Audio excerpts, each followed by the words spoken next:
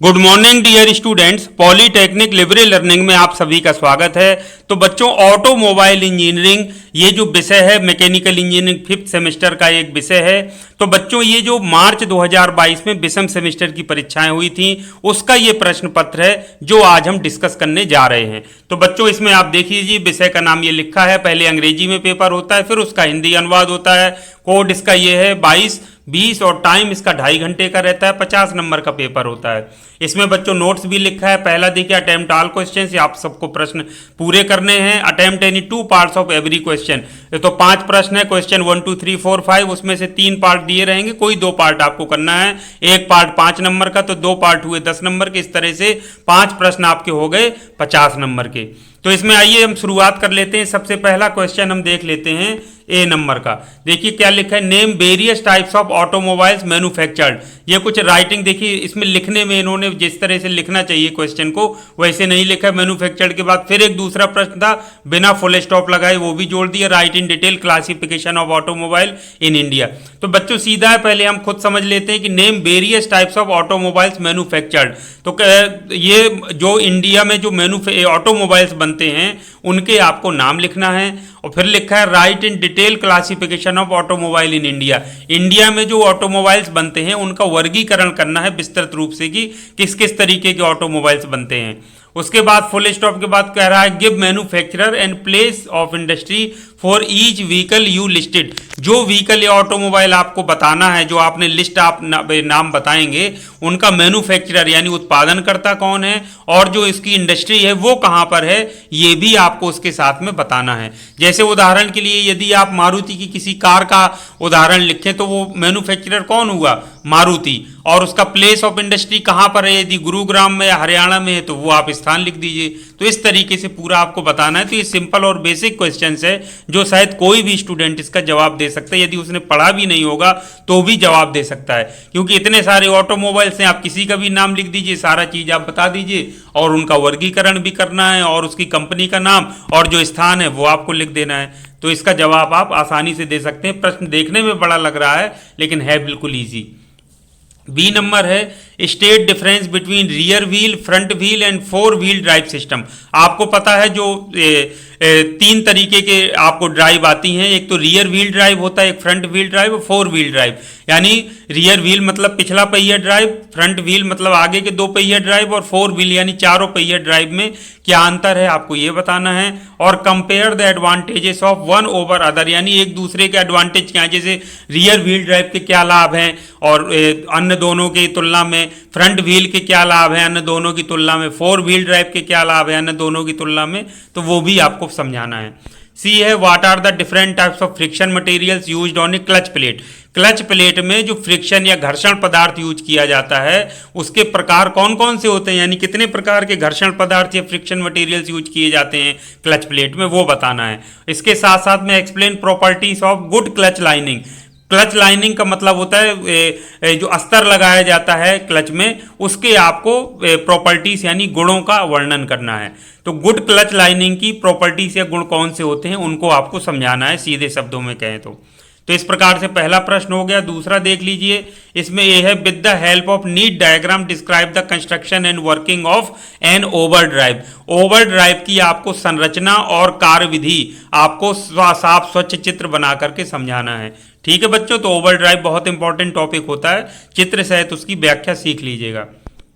B है explain the term torque converter. Torque converter जो होता है क्या होता है उसको समझाना है। How does it differ from a flute coupling. एक फ्लूट कपलिंग भी होता है, तो ये फ्लूट कपलिंग से किस तरह से अलग होता है इसको आपको एक्सप्लेन करना है, समझाना है।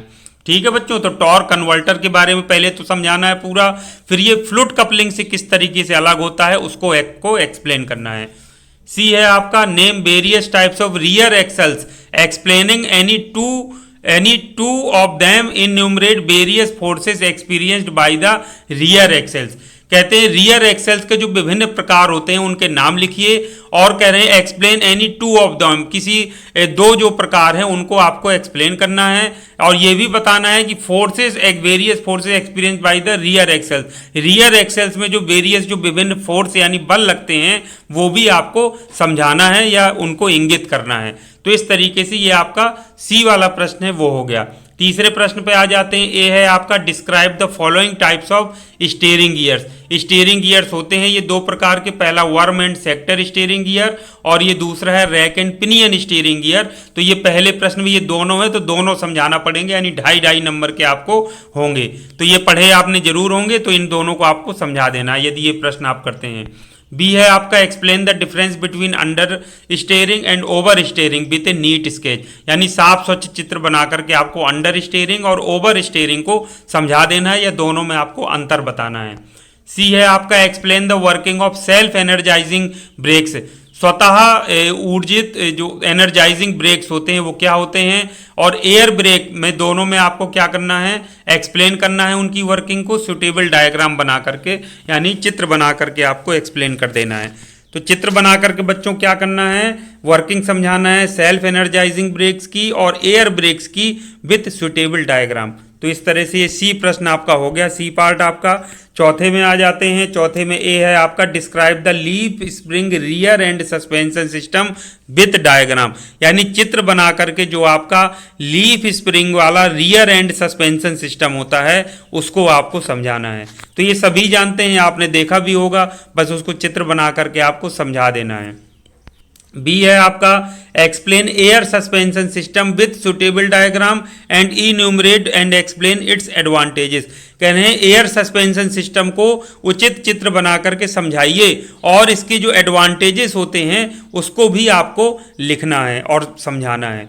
सी है आपका describe briefly the various methods of battery testing, battery testing के जो विभिन्न विधियां होती हैं उनको आपको समझाना है या कहिए एक्सप्लेन करना है। 5वें नंबर पे आ जाते हैं। What do you mean by recharging of battery, यानी बैटरी रिचार्जिंग से आप क्या समझते हैं, और also describe in detail the process of recharging, recharging की जो प्रक्रिया होती है उसको भी आपको डिटेल में समझाना है। बी है आपका what is term catalytic, catalytic क्या होता है इसको समझाना है। Explain the working principle of 3-वे कैटालिटिक कन्वर्टर, जो 3-वे कैटालिटिक कन्वर्टर होता है उसको आपको सिद्धांत उसका समझाना है, उसकी कार्यविधि आपको समझानी है, यानी कार्यकारी सिद्धांत या वर्किंग प्रिंसिपल जिसको कहते हैं वो समझाना है कैटालिटिक कन्वर्टर का। सी है बच्चों what are the euro 1 and euro 2 norms for automobile vehicles, explain brief. Euro 1 और यूरो 2 क्या होते हैं, वो ऑटोमोबाइल जो होते हैं उनके नॉर्म्स होते हैं वो क्या होते हैं उनको समझाना है, उनको संक्षेप में आपको पूरा एक्सप्लेन करना है। तो ये हो गए बच्चों 5 प्रश्न। अब नीचे आ जाते हैं तो हिंदी अनुवाद मिलेगा, हिंदी अनुवाद को देख लेते हैं। हिंदी अनुवाद थोड़ा इसका सही लग रहा है, जैसे भारत में विभिन्न प्रकार के कौन कौन से ऑटोमोबाइल निर्मित किए जाते हैं, प्रश्नवाचक चिन्ह, फिर उनके नाम लिखिए, उनके निर्माणकर्ता और निर्माण स्थान को भी लिखिए। ये हिंदी में देखिए सही लिखा है। अंग्रेजी में थोड़ा उन्होंने मिस्टेक, कहीं आप फुल स्टॉप नहीं लगाया, कहीं कुछ जोड़ दिया, तो थोड़ा सा कन्फ्यूजन हो रहा था। तो हिंदी इंग्लिश दोनों देख लेना चाहिए, जिसमें ज़्यादा समझ में आ रहा है उसको समझ कर ही उत्तर लिखना चाहिए। अब इसमें बी है वही पिछला पहिया चालन, अगला पहिया चालन, 4 पहिया चालन में विभिन्नताओं को लिखिए, तीनों में अंतर बता दीजिए, एक दूसरे के मध्य लाभों की तुलनात्मक व्याख्या कीजिए। ये बढ़िया तरीके से प्रश्न को समझाया है हिंदी में। सी है आपका क्लच प्लेट में उपयोग होने वाले विभिन्न प्रकार की घर्षण सामग्री क्या है।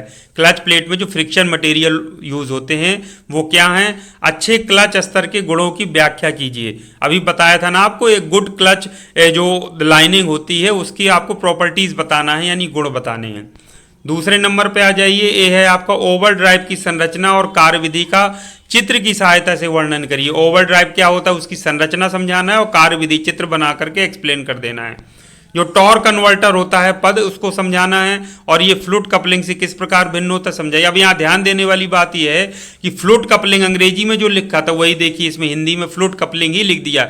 हो सकता है छात्र बहुत जो हिंदी वाले हैं वो फ्लूट को तरल कहते हैं, कपलिंग को हिंदी में कुछ और कहते होंगे, तो हो सकता है वो पढ़कर बैठे हो। तो ये फिर मैं कह रहा हूँ कि हिंदी अंग्रेजी दोनों शब्दों को अच्छे से पढ़िए, ताकि हिंदी और अंग्रेजी दोनों में आप प्रश्नों को आप अच्छे तरीके से समझ सकें। अंग्रेजी पर विशेष फोकस कीजिए। सी है आपका विभिन्न प्रकार के रियर एक्सेल को नामांकित कीजिए तथा किन्हीं दो की व्याख्या कीजिए। तो नामांकित करके चित्र बना करके समझाना है और किन्हीं दो को आपको व्याख्या कर देनी है।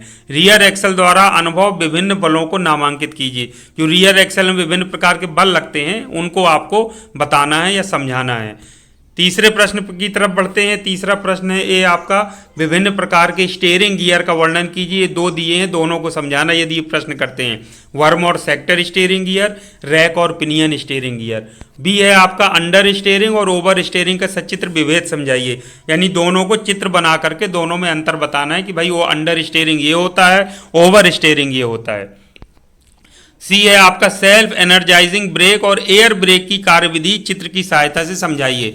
जो उसमें अंग्रेजी में लिखा था सेल्फ वही लिखे, जैसे सेल्फ को स्वतः एनर्जाइजिंग ब्रेक या कुछ और कहते होंगे, और या एयर ब्रेक को जैसे वायु ब्रेक कहते होंगे तो बच्चों, लेकिन उसमें ऐसा नहीं है। जो अंग्रेजी में लिखा था देखिए सेम वही लिख दिया है। कह रहे हैं इनकी कार्यविधि चित्र की सहायता से समझाइए। तो ये हिंदी अंग्रेजी दोनों में आपको पता होगा, तभी आप प्रश्न को समझ करके इसका उत्तर सही प्रकार से दे सकते हैं। चौथे पे आ जाइए, है leaf spring rear and suspension system का चित्र की सहायता से वर्णन करिए। ये देख लीजिए, leaf spring rear and suspension system पूरा का पूरा अंग्रेजी में है, कहीं कोई हिंदी में उसका अनुवाद नहीं किया है। जैसा उसमें लिखा था लीफ स्प्रिंग, जैसे लीफ स्प्रिंग को कमानीदार स्प्रिंग या पत्तीदार स्प्रिंग कहते हैं, लेकिन इसमें लीफे स्प्रिंग लिखा है। और रियर एंड सस्पेंशन सिस्टम ये भी बिल्कुल अंग्रेजी में बिल्कुल वैसे उठा के रख दिया है। तो इसको ध्यानपूर्वक जरूर ध्यान दें जो हिंदी मीडियम के बच्चे हैं कि इसको इंग्लिश में भी जरूर समझें। ऐसा ना हो हिंदी में कुछ पढ़े, कमानीदार स्प्रिंग पढ़े बैठे और ये लिखा हो हिंदी में तो इसको छोड़ाएं कि अरे ये तो हमको आता ही नहीं है। बी है आपका वायु सस्पेंशन सिस्टम का उपयोग चित्र के साथ व्याख्या कीजिए और इसके लाभ का वर्णन कीजिए। वायु सस्पेंशन सिस्टम जो होता है उसका चित्र बना करके पूरा व्याख्या कर दीजिए और उसके लाभ आपको, एडवांटेजेस भी आपको लिख देना है। तो उसके बाद सी है बैटरी परीक्षण की विभिन्न विधियों को विस्तार पूर्वक वर्णन करें। जो बैटरी परीक्षण की विभिन्न विधियां होती हैं उनको आपको विस्तार पूर्वक समझा देना है। पांचवें प्रश्न की तरफ पढ़ते हैं। पहला आ है बैटरी रिचार्ज करने से आपका क्या आशय है, यानी बैटरी रिचार्ज करना किसको कहते हैं उसको बताइए और रिचार्ज करने की प्रक्रिया को भी विस्तार से समझाइए। जो रिचार्ज करने की प्रक्रिया प्रोसेस होती है उसको भी चित्र बना करके विस्तार से समझा दीजिए। बी पार्ट है पद उत्प्रेरक से क्या तात्पर्य है। उत्प्रेरक अभी पढ़ा ऊपर अंग्रेजी में हम पढ़ रहे थे, तो उससे क्या तात्पर्य है आपका उसको समझाना है। 3 वे उत्प्रेरक कन्वर्टर की कार्यविधि सिद्धांत को समझाइए।